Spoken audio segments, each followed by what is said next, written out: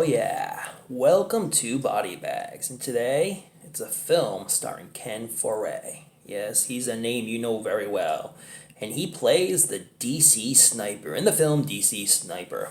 And this film is directed and produced by Uli Lomel, and Ken Foray is actually another one of the associate producers in this film. And this film was also written by Uli Lomel. So this is straight up Uli Lomel film in collaboration with Ken Foray. And he terrified a nation from the trunk of a car. Now, if you're aware of the DC Sniper, guys, John Allen Mohammed and Ken Foray actually plays him. So Ken Foray plays a bad guy in this one, just a straight up killer who kills random people, all near the White House. Oh yeah. Welcome to Body Bags. I'm your Thursday reviewer, Chris, from Chris B Movies. You know my name is Chris, and you know I love B movies, and this is definitely a B movie. Albeit a very fun one, but you need a little patience with this one, and I'm going to tell you why. I'm going to give you an overview right now. Ken Foray, again, plays John Allen Mohammed, and he is the DC Sniper. He has taken this kid under his wing, called Lee, played by Tony Ann Thompson, and basically it's not really his son, but he calls him his son. But he's the kid who he raised, and he's training to be a killer, a sniper. So they get together and they just basically kill random people. He takes his backlight out so the kid can look through with his gun, and the kid just points and he shoots and kills anybody that John asks him to kill. Men, women, it doesn't really matter. I felt bad for one guy because the one guy was walking his dog and he got shot and the dog just kind of just wandered off. I felt very bad for the dog. But this is based on a real story about this random killer, this guy who fought in war, and he came back and he was all crazed, and he just decided to kill random people, and he took a kid under his wing to teach him how to be a killer. And a lot of this film is shot through the fourth wall. The actors are playing through the fourth wall. Almost like you're being interviewed by somebody that you never see, but they're talking to you, the viewer, about their philosophies about killing. And you need a little patience with scenes like that. I like it because I can listen to Ken Foray talk for hours and hours and hours. But it's almost like a documentary mixed in with just a killer just going out there and just randomly killing people. The gore scenes are really good. Lots of blood in this film, so it's fun. But the killings and John training Lee to be a killer is interspersed with them talking to the camera while they're doing what they're doing, and then after while they're in jail. Because they do get caught by these two detectives. One of the detectives is played by Uli Lomel, and Uli Lomel has a guy called Detective Miles Callahan, who's like this southern guy that I got from down south, who's a great tracker. And then this Agent James Ryan, played by Chris Kressler, who I thought was a good actor, and he's also trying to track down the DC Sniper, and I guess they both joined forces, and together they're on the trail of trying to track down and catch the DC Sniper and stop all his killings. And then it shows like civilians just talking about how scared they are to go out, how they have to lock their doors, how they have to sleep with guns in their hands because they're scared about this DC Sniper, and so it brings a bit of realism to it, where you hear part of the civilians talking, almost like a newscast, as the parties are being interviewed, and in part almost like a documentary, but albeit a mockumentary. So it's a different type of film. It looks like this one was shot on video, which is pretty rare from an Uli Lomel film. Because, like, you know, movies like Devonsville Terror, Prozzy, and Boogeyman, you know, these are films that hit local theaters, and maybe not where Blockbuster hits, but, you know, we're in theaters, you know, and we're shot normally, I guess you could say. So the shot on video brings more realism to everything and brings more of a newscast documentary almost to the table in this film.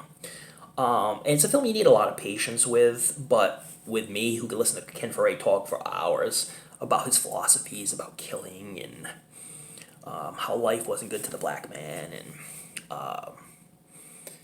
and the reasons why he's doing what he's doing, his belief system, which is different than you and I, but not so much different from cold-blooded killers. Ken Foray's character, John Allen, has a girlfriend who he visits in a real eerie role called Kelly, played by Tamara Watley, and I've seen her in a bunch of other films. It was a real chilling scene, almost a horrifying scene, because her look on her face looked like she was deathly scared of him and just wanted him away. At one point, he just throws $20 there. This is going to help you. And he throws down a $20 bill. Like a $20 bill is going to help you. And that's probably all he had on him.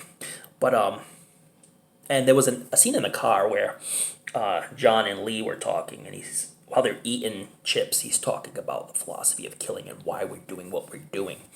And the kid is definitely buying it 110%, but feels regret after what he did while in jail, knowing that, it was wrong. But he was brainwashed by John. And you can see how this kid was totally brainwashed. I think the acting in this film was fun. Uli Lomel's scene was kind of quirky as the detective Mike Callahan playing a southern detective. it was pretty hilarious. But Charles Chrysler, who played James Rogan, not Joe Rogan, he was a pretty good actor, and you could actually buy, albeit while he was looking for John, he had a daughter that went missing and was doing sex videos online. And he had been searching for her for a while, and then finally found out what she was doing. And while he's trying to track down John, he's gone into this bit of depression because of what happened to his daughter. So he has dual things going on, trying to do his job and get John, a vicious killer who's killing people all over Washington. And at the same point, trying to get his daughter back. Because it looked like he had this real closeness with his daughter before his daughter met up with a boyfriend, and he started shooting sex tapes of her, which were totally visible online. So I thought his role was really good. The killing scenes were a lot of good kills, but just basically shooting people randomly in broad daylight. By the way, I guess that's how this guy rolled. And like I say, Ken Foray, he's a great actor. He did a great job in this role. But what's shocking was this one was pretty much shot on video. And I've seen a lot of Uli Lomel films. I kind of do like his films. Some films are quirkier than others. Like I like Boogeyman and Devonsville Terror. And Prozzy was fun. And some other films weren't so great, but generally all the Uli Lomel films I've seen were pretty decent. And I didn't mind this one, but like I say, you probably need a lot of patience watching this one. But you can get this one for $3 or $4 at Hamilton Books. So if you like Ken Foray and own everything with Ken Foray, definitely pick this one up. You know him, dude from Dawn of the Dead, Devil's Rejects. Come on, he's larger than life, man. Anyway, fun film. I'm going to put this one on the cheeseometer, 10 being the best cheese you'll ever see, and 1 being the absolute worst. I like Ken. I've seen plenty of films with him in it. I give it a 7. Never overwhelmed its stay. It's about an hour and 30 minutes. And it definitely caught my attention throughout, albeit with the quirkiness of Uli Lomel's acting, to Ken Foray talking about his philosophies of killing, with just this deadpan stare and you buying every minute of it. So anyways, check out DC Sniper. I definitely give it a 7. And that's it for this week. I won't be here next week, but the week after that, I will be back in full form, so check it out. Check out all the other BodyBags reviewers. They all do wonderful things, and they love horror films, just like we do. And check in every day, because every day is a new reviewer. Oh, yeah.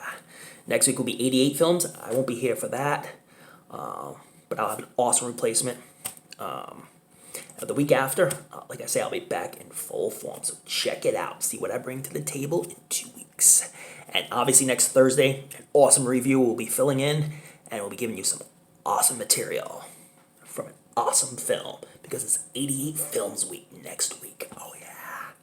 Yeah, us collectors, we like 88 films, especially those of us who have all region players. You get a great variety of films, and a great variety will be reviewed next week, so check it out. And don't forget to check out those late night horror movies. Read up on your latest Fright Mags. But please don't forget to tune into another episode of the show we call Body Bags. Ken Foray with a big old gun will come and see ya. Dead Panster.